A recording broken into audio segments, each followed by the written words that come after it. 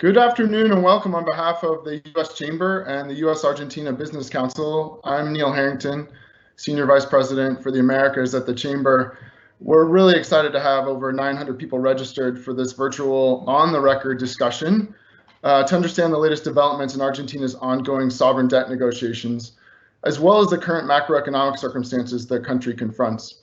We're deeply honored to have with us Minister of Economy Martín Guzmán, who, as you all know, is leading the Fernández government's efforts both in the negotiations and in a priority that we all share, and that's the regeneration of economic growth in an economy that's facing its third straight year of economic contraction. I won't recite Minister Guzmán's impressive CV, since I know you're all familiar with his distinguished work in macroeconomics at the Columbia Business School, where he worked closely with Nobel laureate Joseph Stiglitz to pioneer research and new policy in areas such as public debt and monetary economics. I'm also very pleased we are joined by our good friend, Ambassador Jorge Arguello, who has quickly become a trusted resource for the US business community since arriving in Washington just a few months ago. To say this conversation is timely is obviously an understatement, as all of you know. Last week, Minister Guzman and the Fernández government extended the deadline for debt renegotiation with private creditors to this Friday, May 22nd. Argentina is also beginning to ease the strict lockdown that has resulted in one of the lowest death tolls from COVID-19 in South America. And the country's successful reopening and resumption of essential economic functions will be critical to resuming a path towards growth. I was privileged to attend a forum at the Vatican earlier this year at which Minister Guzman made a compelling case for the unsustainable nature of Argentina's debt. It's worth noting that this assessment came before the COVID-19 pandemic arrived to the Western Hemisphere, a development that has clearly made a bad fiscal and macroeconomic situation in Argentina even worse. If you believe recent press reports related to the negotiations, it's apparent that most people, including most creditors still negotiating, accept that Argentina doesn't have the means to meet its current debt and debt servicing obligations, especially when accounting for the impact of COVID-19. So the key question becomes, what level of debt can the government and creditors agree upon that will allow Argentina to both achieve sustainable growth and fulfill its commitments, as well as to ensure its critical return to debt and capital markets? Because if there's one outcome everyone wants to avoid, it's obviously default. A ninth Argentine sovereign default would be sure to rattle investors and take us right back to the unfortunate 2001-2016 period, during which the country largely couldn't access international capital markets. Such a development would also undoubtedly deal a major blow to the Fernández government's efforts to rekindle growth and achieve fiscal and macroeconomic stability, in addition to potentially triggering broader contagion in emerging market debt. So we're very much looking forward to an update on negotiations from Minister Guzman, as we're encouraged by reports that the government and creditors are engaged in dialogue ahead of the deadline. We're also looking forward to hearing from Minister Guzman about the broader policies on which the Fernández government is focusing its efforts in order to generate growth and return to markets. Because it's the private sector's fervent belief that if Argentina can strengthen its investment climate and establish a stable macroeconomic, fiscal, and monetary framework, there's so much to be bullish about when it comes to the country's vast potential in areas like energy, technological innovation, and the knowledge economy, and infrastructure development. So with that, let me just turn quickly to our agenda so everybody understands how we'll proceed. I'm first going to turn to my good friend Alejandro Diaz, CEO of AmCham Argentina, our stalwart partner that's played such a pivotal role in advancing the Argentine-US bilateral economic relationship for more than 100 years. And they've never had a more important role than they do today. We're very fortunate to then be able to hear from Ambassador Arguello, who will introduce our guest of honor. And then we'll have the privilege of hearing Minister Guzman's presentation, which will be followed by a question and answer session the minister has kindly agreed to conduct. Just a quick word, kind of on housekeeping on how the Q&A session will work. On your Microsoft Teams toolbar, there's an icon that resembles a thought bubble, una burbuja de pensamiento, that you can access the chat function by, and then you can ask questions. With so many people on the line, I'd kindly ask you to identify yourself and your affiliation, especially if you're press. along with your question. We'll get to as many questions as possible, but we also will be respectful of Minister Guzman's very, very busy agenda. So with that, I'll turn things over to Alejandro. Ale, la palabra es tuya. Thank you, Neil. It's really a pleasure to be part of this conversation. As you mentioned, I am the CEO of the American Chamber of Commerce in Argentina, called AmCham Argentina. And again, it's an honor for us to have both Dr. Martín Guzmán, Minister of Economy of our country, and as our main speaker today, and the Ambassador Jorge Arguello. As probably many of you know, AmCham Argentina represents more than 19% of the Argentina GDP and 42% of the total fiscal taxes. And especially our board and members are all committed to the sustainable growth of our country. For that reason, we are expecting a wealth-balanced negotiation that allows Argentina society to consolidate a long-term development. On behalf of the Board of Directors of AmCham Argentina, we would like to thank you for this opportunity and express Mr. Guzman and Ambassador Arguello our strong support in this process. The business community is following the negotiation very closely, and a fair solution is needed for future financing and the arrival of investment after the pandemic passes. In this context, the US Argentina Business Council and AmCham Argentina are organizing this important talk with the Minister Guzman and Ambassador Jorge Arguello.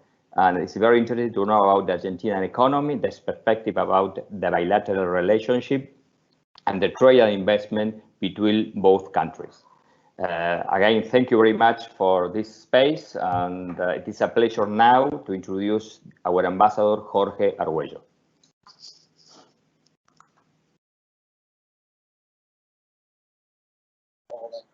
Minister, you're muted. Can you please unmute your mic?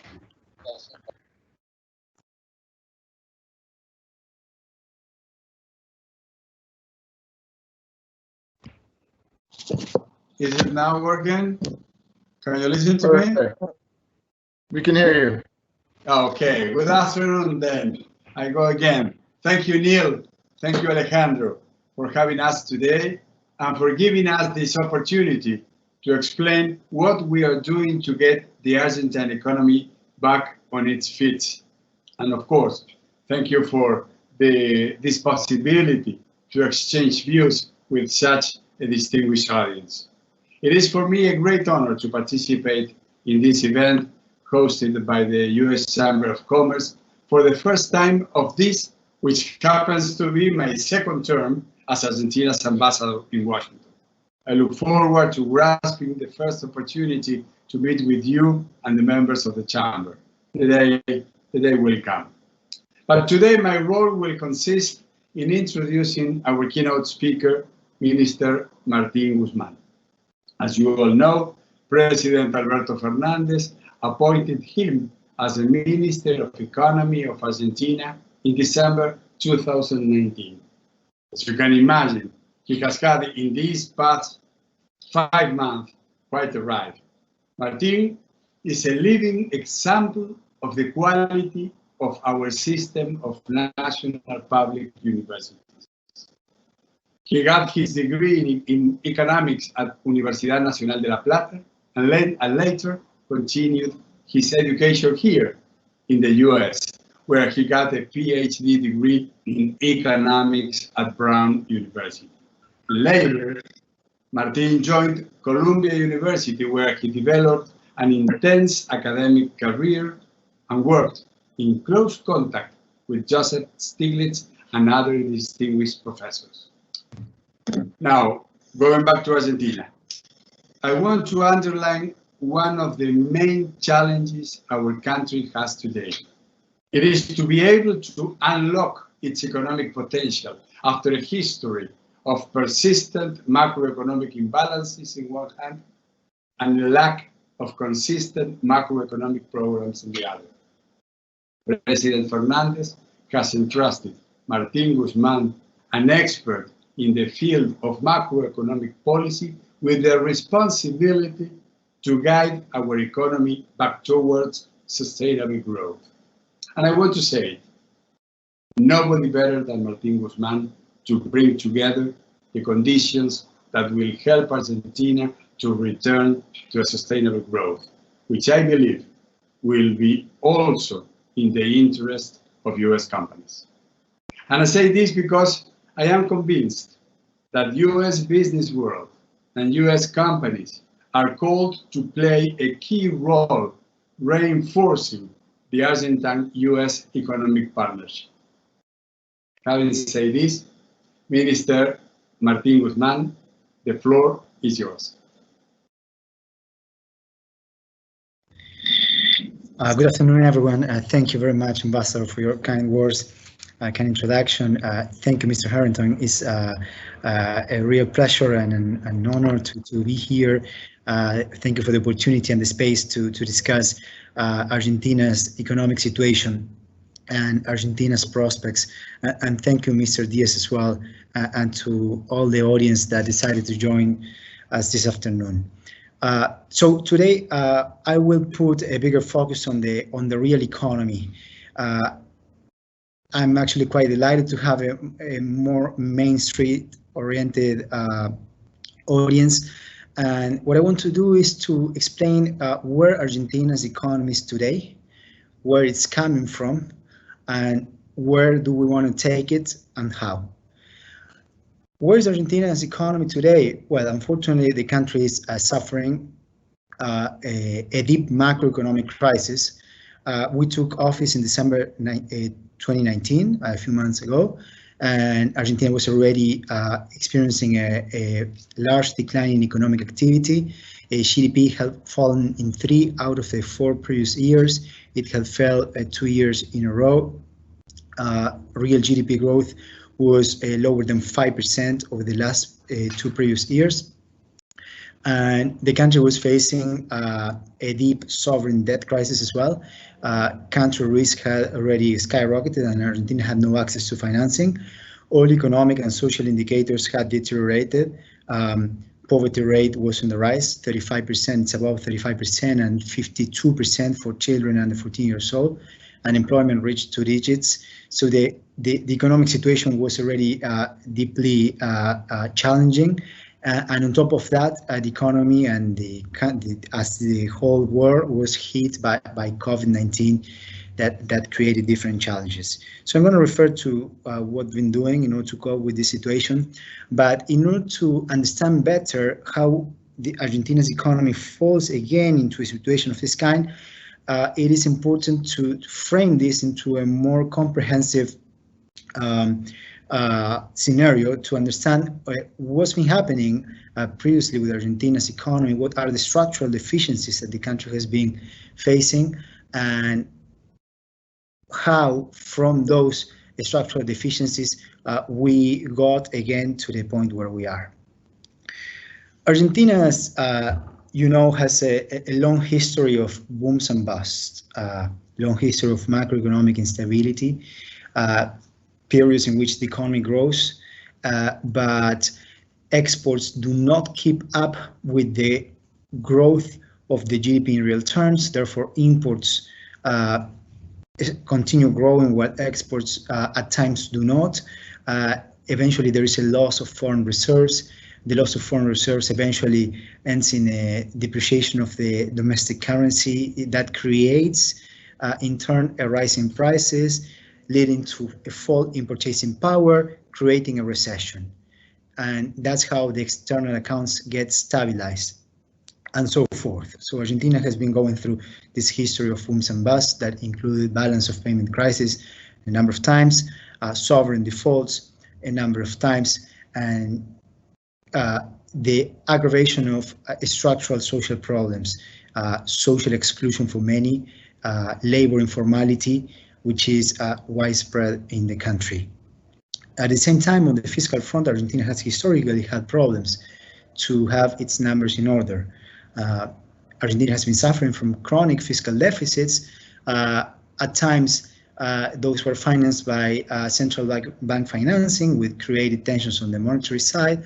At other times, they were financed by debt, with the expectation that the country would eventually take off and manage to sustain those debt payments, and many times it went badly. And in 2016, Argentina, one more time, recover access to international credit markets. And it started to borrow. Debt to GDP was low by then, so Argentina was seen as an opportunity. So the country started to borrow. There was a shared perception that Argentina, by adopting the economic reforms it was adopting, would experience massive inflows in FDI, foreign direct investment. There would be a confidence shock that would lead to increases in the productive capacity of the country. And therefore, the country would be able to sustain the borrowing that was taking place already by 2016. What happened in April 2018, in a context in which there were revision of expectations all over the world, in which there were changes at the global level, expectations about Argentina were revised. Argentina was tested, and it didn't pass the test. After more than 2.5 years of an economic strategy that had not managed to deliver sustained economic growth and to correct the different macroeconomic imbalances that the economy was suffering, the country experienced a classic sudden stop. Expectations about Argentina's prospects changed, and that came with a currency crisis. The response to that currency crisis was a program with the International Monetary Fund. The idea was that by having the IMF entering into the scene, injecting liquidity into Argentina, that would create a confidence shock, would decrease the borrowing cost again to sustainable levels. Let me add at this point that Argentina never managed to decrease its borrowing costs to safe margins. The country, even by 2016 and 2017, was borrowing at average coupons of 7% in US dollars when global interest rates were close to zero. So Argentina received a loan from the fund. It was actually the largest standby arrangement signed between the fund and a member country, but confidence wasn't restored. On the contrary, the program had the opposite effect. If there were any doubts that Argentina was doing badly, these doubts were reinforced, and a combination of contractionary fiscal policy and contractionary monetary policy in the midst of an economic recession did not manage to restore macroeconomic stability. On the contrary, it increased the instability. The contractionary fiscal policy in the moment of a recession led to a larger fall in aggregate demand that contributed to a deeper recession. And the contractionary monetary policy that was supposed to stabilize prices in an economy that had inflation rates already above 20% was not effective to stabilize prices. On the contrary, prices continue rising, and inflation rate in 2019 was 53%. And what happened was that the contractionary monetary policy in a context of rising prices led to a skyrocketing of the interest rates. The effective monetary policy rate went above 80% annually. You can see the number, very high.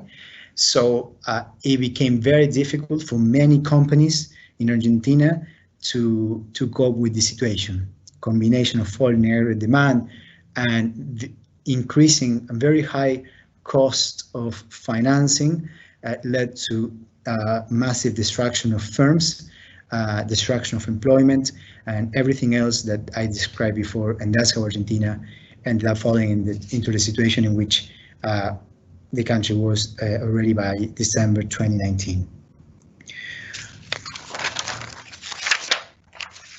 When we took office in December 2019, we put in place a plan that had as the first goal to stabilize the macroeconomy.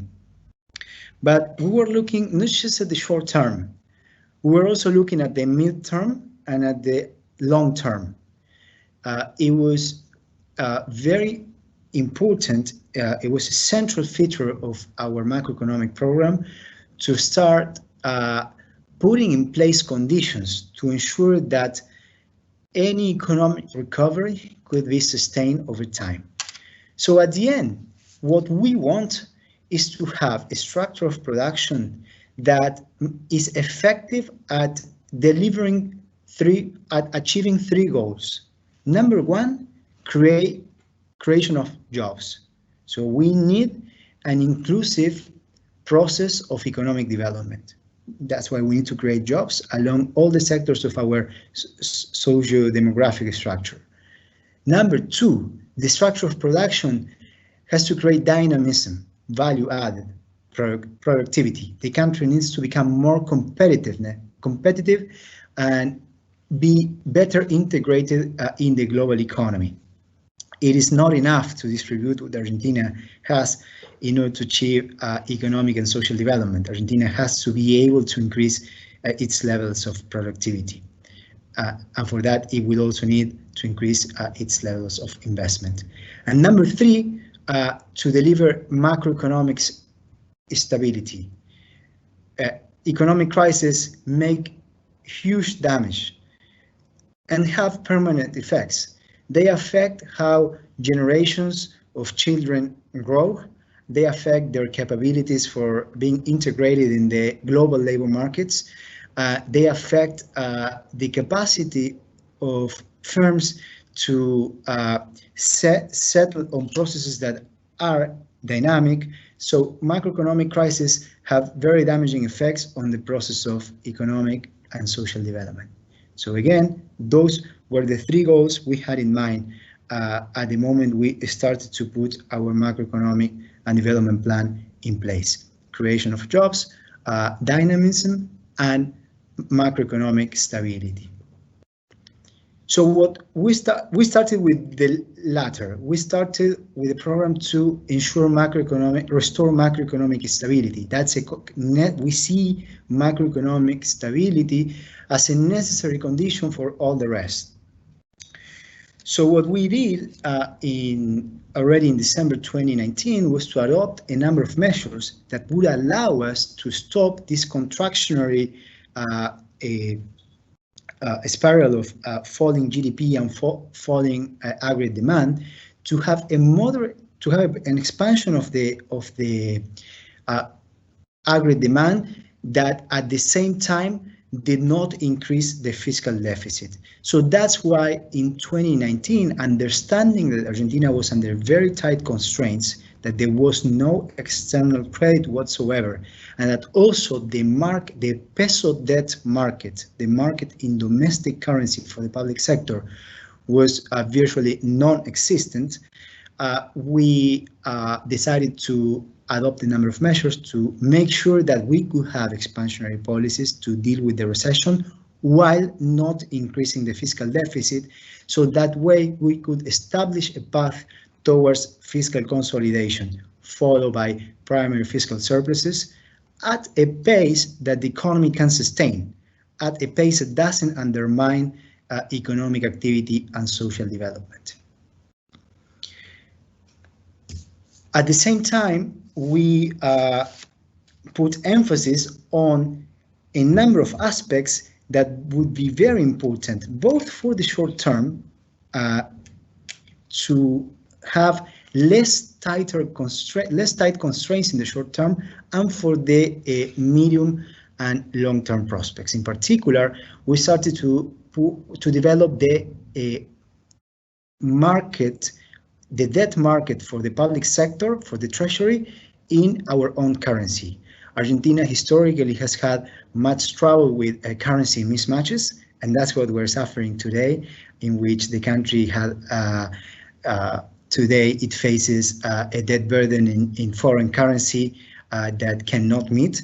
So we put emphasis on the development of the peso market, both in order to have the possibility of getting financing in our own currency, and also to have an anchor for the development of the domestic capital markets. Argentina, after COVID-19, will have an important subutilization of the factors of production of the country, but that's just for the short term. In order to sustain a process of economic growth, Argentina will have to be able to invest more, and in order to invest more, it needs to be able to save more. So the development of the domestic capital market was also an important element in our development strategy. And at the same time, we were working on giving robustness to the public finances so the public sector can implement productive policies that help the private sector to achieve all the goals that I described before. In particular, the public sector has to play an important role in the creation of knowledge, science, education, R&D, energy. The president announced in Congress that we were going to send a bill to Congress to develop new rules for the workings of the energy system. Now we are in the context in which there is massive uncertainty and the global economy is suffering multiple shocks at the same time. Infrastructure and logistics. For doing all of that, it was a centerpiece of the program to deliver to restore macroeconomic stability. So as part of that, we had to resolve the problem of unsustainable debt. And we are a government that values the access to finance. We value access to credit. We value savings. And what we wanted to do is to have an orderly resolution of the sovereign debt crisis that Argentina was going through. Again, to put this into a perspective, Argentina has been making massive efforts in terms of reducing public spending over GDP. Public spending to GDP fell by 5.4 percentage points over the previous 4 years, and that was not effective at restoring confidence as assumed when that policy was pursued. We were already facing, as I said, a very high financing cost. Country risk was above 2,000 basis points. It's absolutely impossible to refinance its debts when country risk is above 2,000 basis points. We had to restructure the debt, and as we wanted to do it orderly, we asked Congress to give us the possibility to continue serving debt for a few months using our scarce foreign reserves. This was an important and critical decision for us because Argentina needs to build resilience. It needs to accumulate foreign reserves in order to be able to ease the tight capital controls that the country has today that were adopted in August 2019 in the context of a very high economic anxiety. So it was our commitment to restructure the debt in an orderly fashion was so strong that we decided to ask Congress to give us a possibility of using part of the scarce foreign reserves of the central bank so we could establish a collaborative process with our creditors to restore that sustainability. So that's what we started doing. We've been engaging with our creditors. We engaged with the IMF. There was a very constructive engagement with the IMF that helped us assess what was Argentina's debt payment capacity. There were negotiations with our creditors under non-disclosure agreements, and eventually we made an offer. Some of our creditors decided to accept our offers. They came on board with us, and others did not. The offer we made is an offer that has a modest reduction in principal. It's only a 5.4% reduction in principal and a 3 years grace period, and a reduction of coupons from the unsustainable 7% in US dollars on average to an average of 2.3% in US dollars.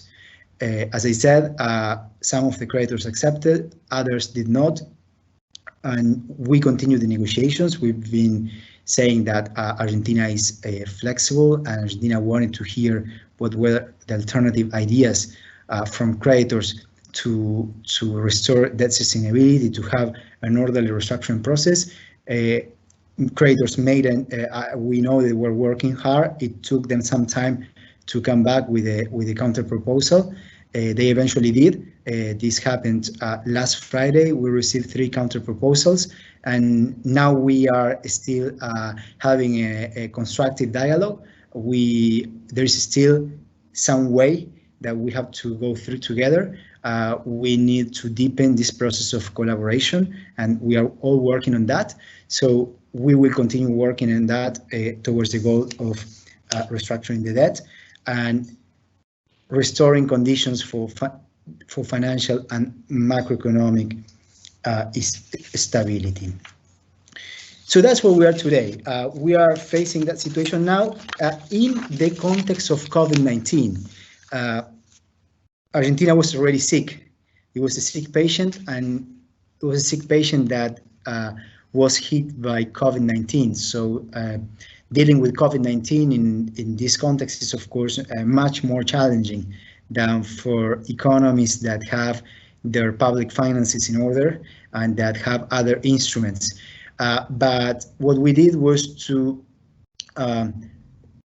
do the maximum we could do in order, given the tight instruments we face, in order to stick to a number of principles that protect the Argentine people, the Argentine production, protect jobs. So basically, we laid out 3 principles for dealing with COVID-19. The first principle was that health was the #1 priority, and because of that, we had to initially adopt a strict lockdown, but the strict lockdown, of course, had ample effects on economic activity.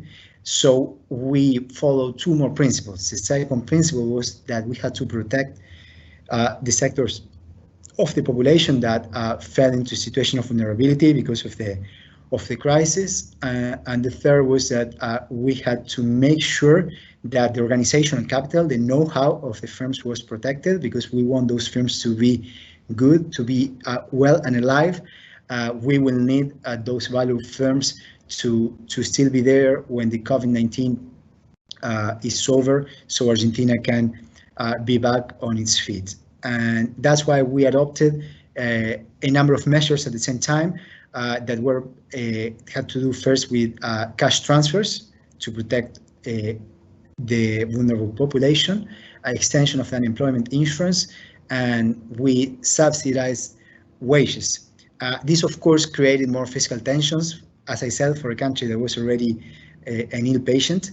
It led to an increase in the public spending, and because of the fall in economic activity, there was a reduction in fiscal revenues, increasing the fiscal deficit. We've been watching the fiscal deficit very closely, and that's a measure that is very important to us here, given the financing constraints we face. So we will make sure that the fiscal deficit is under control, and every economic decision that we make has that premise also into account. So it is in that context, in that fragile context, that we are asking our creditors to collaborate with us in finding a solution that can allow Argentina's real economy, on the one hand, to be back on its feet, the population to have an environment that is safe, healthy for development, and have a relationship with the international financial community that is sustainable, that can be long-lasting and healthy, and be long-lasting and healthy because it's sustainable. We always say that we want to make promises that we can fulfill, and the promises that we make, because they are promises that we can fulfill, we will fulfill. So at the end, even though now this receives a lot of attention because of the implications that it has both for Argentina and for the global landscape as a whole, in a context in which many states all over the world will be in a weak position, and at the same time that they need to be in a strong position to help the private sector to be robust. The way we think about the debt restructuring is that This is one very important, but one element of a more comprehensive approach to put Argentina back on its feet and have conditions that are the appropriate ones for having sustainable, inclusive, stable economic and social development. So let me thank you again for this opportunity to share our views, and I look forward to your questions and the discussion. Mr. Minister, we're deeply appreciative of painting such a holistic landscape of both the challenges that you're facing and the solutions. I think the thing that's so encouraging to us is how many priorities we share in terms of what we as the private sector are also looking to prioritize.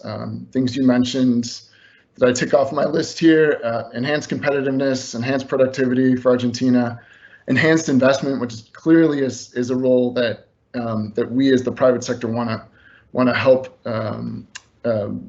Argentina foment, and I think we'll talk about a little bit in the Q&A. And so I think as we move into the question and answer, there's already some robust feedback coming in and questions coming in. What I'll do in waiting for some more responses, I'm going to turn to my colleague who leads the US Argentina Business Council, Executive Director Isabel Quiroz. As a lot of you who are council members know, the council's been very much out front in providing weekly updates on the macroeconomic scenario Argentina confronts, on the status of negotiations, in tandem with our great partners at AmCham and Grupo Kipu. So Isabel, why don't you kick us off with the first question? Neil, thank you so much for the introduction. Minister, thank you so much for that presentation. We appreciate this robust discussion. As Neil and the Ambassador and Alejandro have mentioned, this is a timely conversation, and we're excited to be able to have this engagement with you. As Neil mentioned, not only here in Washington are we having this conversation, but with our team on the ground, with Junco Rojas and Lucas Barreiros, who also are working with us. But of course, our AmCham, we wouldn't be able to do stuff without them. But of course, we look forward to a continued engagement with your ministry and with the ambassador here in Washington. You had mentioned, and I'll be quick because I want to make sure that we have enough time for our audience members to ask some questions, but you had mentioned about the fiscal deficit. And of course, that's on everybody's mind right now. And of course, the coronavirus has not been helpful to anyone. What is the government's plan for financing the fiscal deficit, especially given the local capital markets constraints and the size of the projected deficit in the short and medium term? I know it's not an easy question, so I appreciate you taking the time.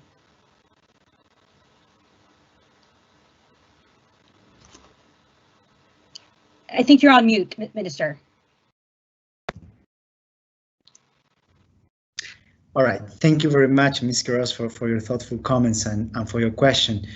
Certainly, the fiscal deficit for us, it's a crucial variable. We had laid out already, we made this public before COVID-19, a macroeconomic framework, a comprehensive macroeconomic framework based on the premise of consistency. With that, a debt sustainability analysis in which we laid out a path towards fiscal consolidation, conversion to primary fiscal surpluses, as I said, at a pace that can be sustained.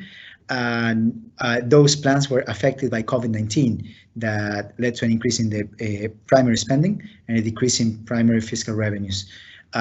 We will need to, first, we've been now on a positive dynamic on the development of the peso debt, the domestic currency debt, treasury debt.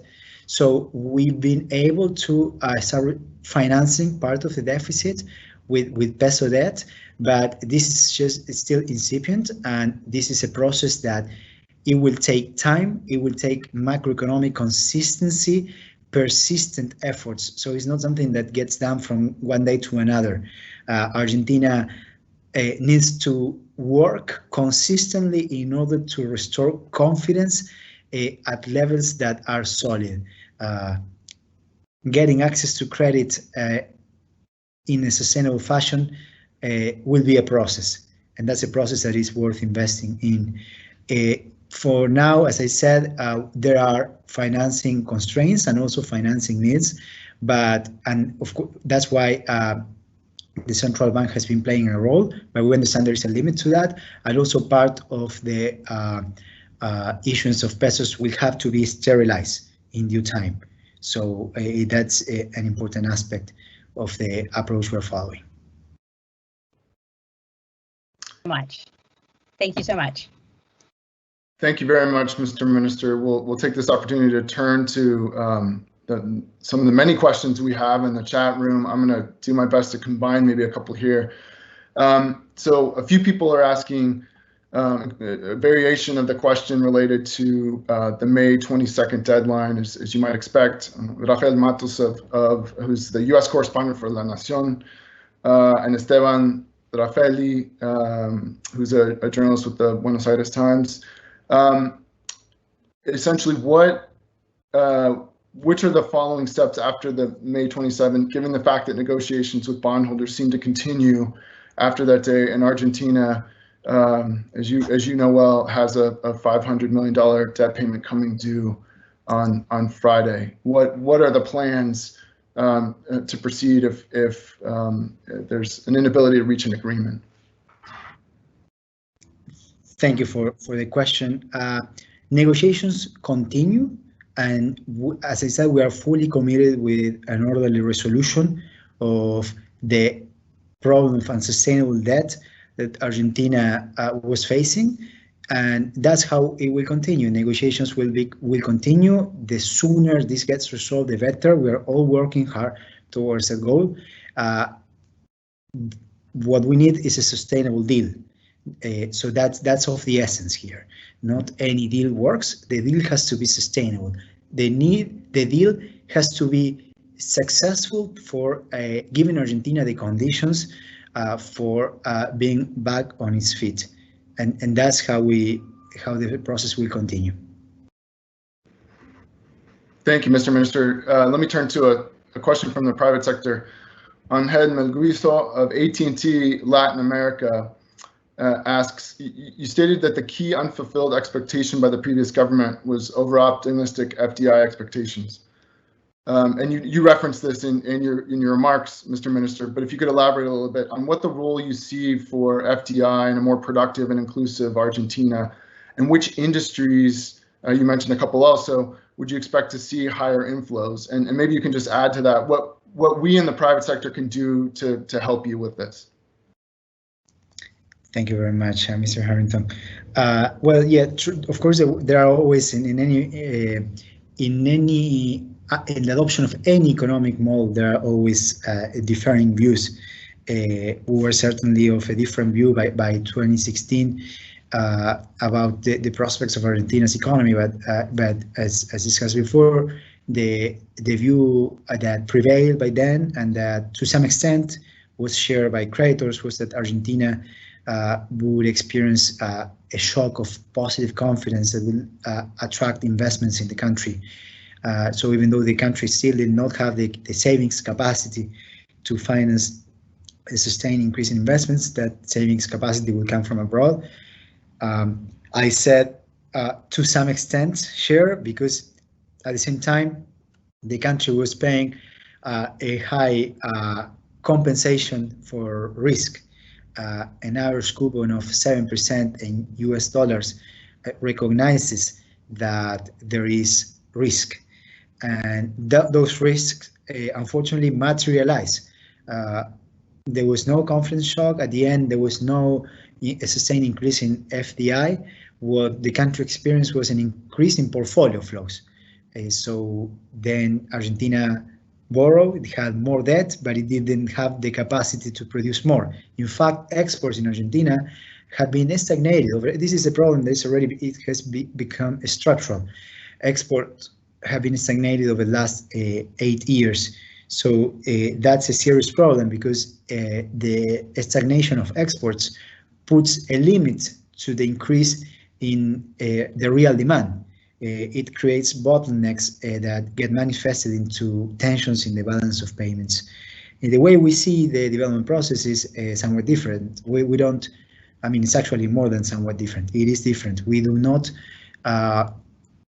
we're not doing economic policy based on illusions or just hope that there will be a confidence shock. We think there has first to be consistent macroeconomic management, and there has to be a persistent process in which the country manages to restore confidence in the domestic currency. The country manages to develop assets denominated in domestic currency that have value for the population, so savings increase. There has to be a robust state. The public finances have to be in order so the state has the capacity to finance the productive policies that will help the private sector to have a more dynamic development. And that's why I spoke before of the role of knowledge. We need to create a learning society, a society that in which science, education, R&D play a central role. Energy, Argentina has resolved its problems with that at some points in its history, energy became a bottleneck for the development of the real economy. Infrastructure, there are enormous infrastructure needs in Argentina, and logistics.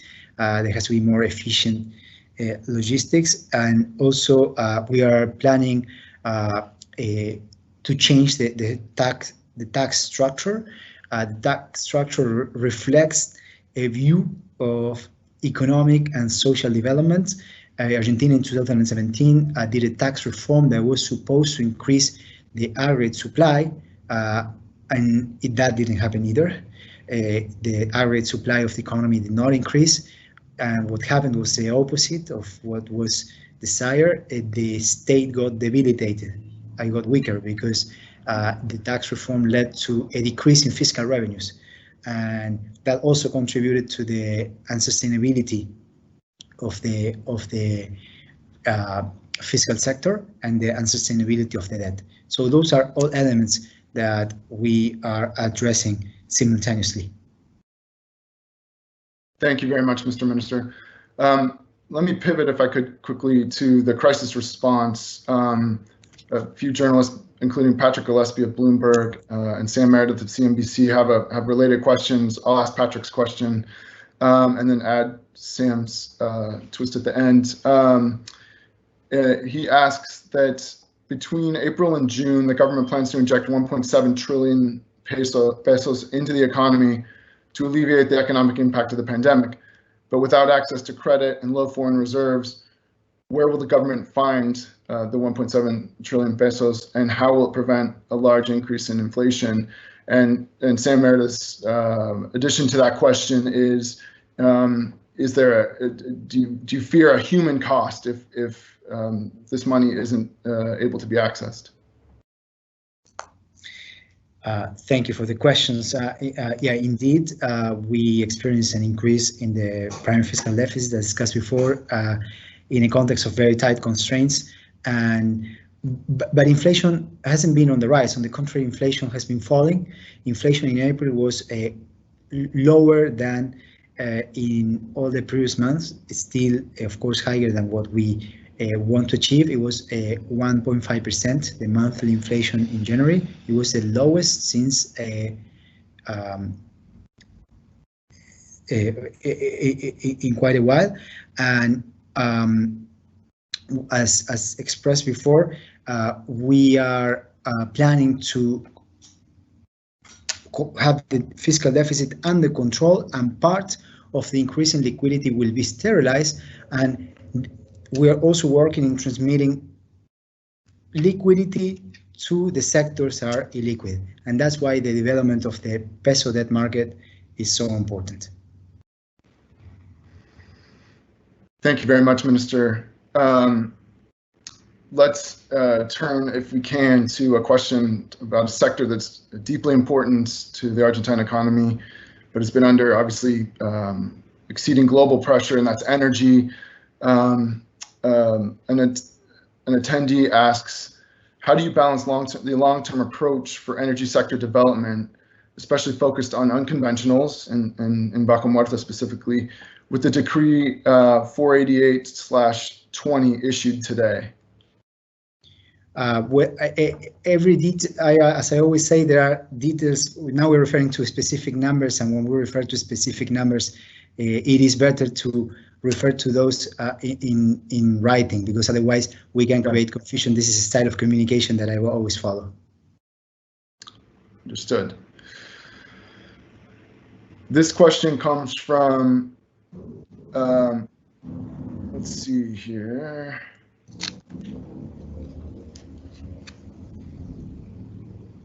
I'll ask you a separate question from Miguel Torres, attendee. This is a different topic on the WTO, something that's very much a focus here in the United States as well. What is Argentina's future vision in international trade, tariff liberalization, and participation in the WTO? Both on the trade and the financial front, what we want is a healthy integration. And this is true for any other policy. What we look at these three goals: jobs, productivity, stability. So every policy decision we make, we assess how it affects each of these three dimensions. Many of these policies are associated with trade-offs. But Argentina wants to be part of the global economy. It wants to be part of the global economy in unhealthy terms. That's what we do for trade. That's what we do for finance. That's why we're working on all these fronts, trying to achieve an orderly resolution to our problems. Thank you, Minister. Maybe if you have time for maybe just a couple more questions. Again, switching to another industry, Rafael de Luque asks, how will the Argentine airline sector play a role in reactivating the economy once the quarantena is lifted? We will making sure that we protect all the sectors of the economy that are into a situation of vulnerability and that are valuable for the economy.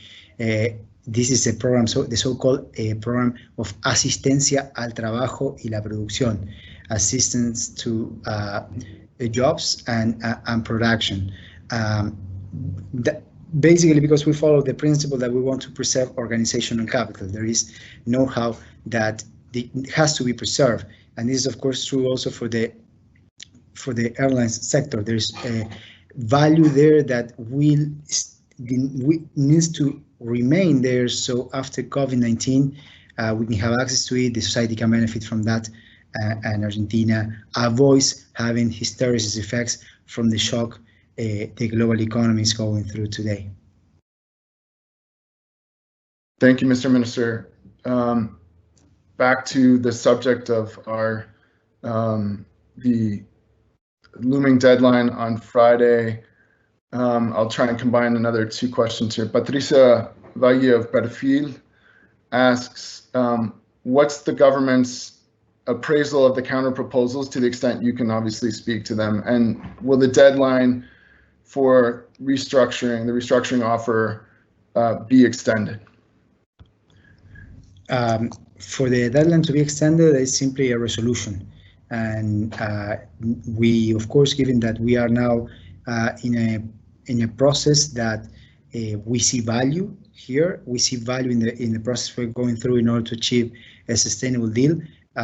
We are of the view that there is a big chance that that deadline is extended, so we can eventually make the amendments that are necessary in order to achieve a sustainable deal with our creditors. Thank you very much, Mr. Minister. Another participant asks the general question, which you've addressed somewhat, but if you could elaborate on, if no agreement is achieved by May 22nd, which implications do you foresee for the growth trajectory of the Argentine economy? Again, the May 22nd date, I would think of that date now as anecdotal. We are in a process. We are in the middle of negotiation. Both sides are working with the intention of reaching a deal. Argentina was already facing an unsustainable debt burden. Already the access to financing had been lost. The financing costs were just prohibitive, and that's what we are all trying to resolve from here. so Argentina can have different conditions and that are conducive towards a sustained economic growth. Thank you, Minister. If I can ask you maybe one last question that's pertinent to a lot of the companies on the line. Alexia Abdao asks, how would you encourage multinationals to invest in the country, especially in the current environment when they face capital controls such as the dividend payments restriction? Well, the capital controls are one of the problems that we face today and that we need to resolve. The very strict capital controls that Argentina has today also impose tighter constraints to what can be done.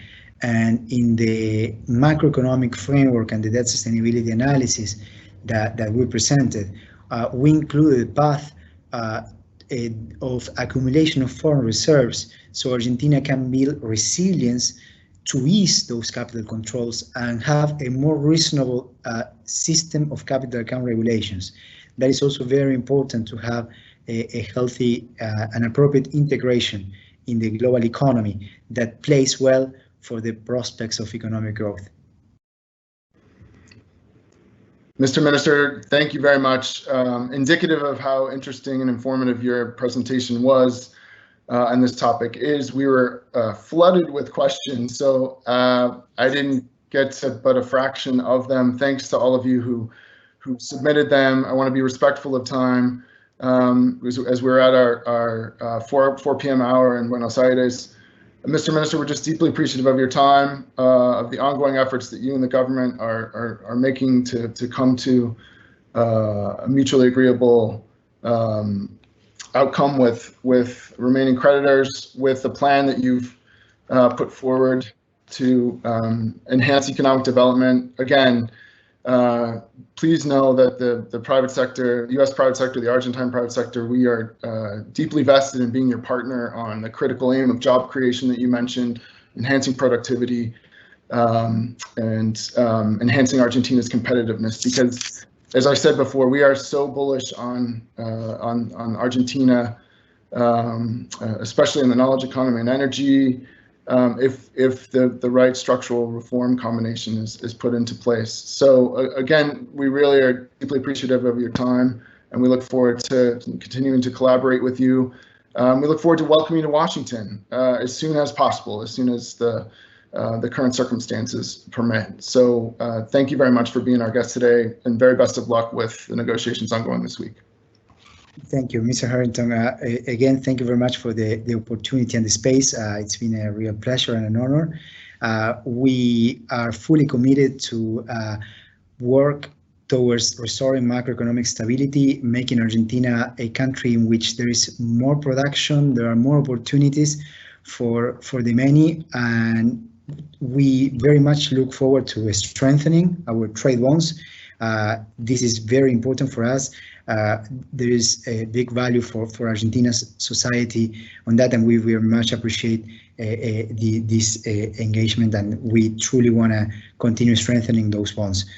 So we very much hope we can, over the next few months, be successful at achieving what we need to achieve so we can have a better business climate. So we need both a better climate for the people and a better climate for business so everyone can benefit from that. So let me thank you again, and I also look forward to seeing you in DC when COVID-19 allows. True story. Thank you again, Mr. Minister. Thank you to you and your team, and the embassy team, and Ambassador Arguello's team. We're deeply appreciative. Have a great rest of your day. That concludes our event. Thank you very much for participating.